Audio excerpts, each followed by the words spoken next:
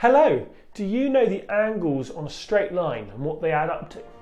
If you don't, that's great because we're going to teach you that today. So, for example, a straight line is as obvious as it sounds, a straight line, okay? Now, the angles that add up to or add onto a straight line, they always add up to 180 degrees, okay? Never forget that, 180.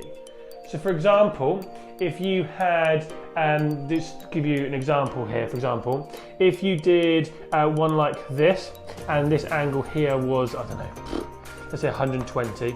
We're not drawing it to scale, but just to give you an idea. Okay, so you'd have 120. Now what angle would be left at the top?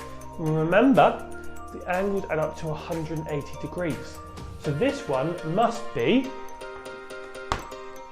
well done, it must be 60, good. It must be 60 degrees because remember, adding the two together, 120 plus 60, that equals 180. So remember, the total always equals 180 degrees. Okay, so use this information, play the next game, and we'll see you in the next one. Bye!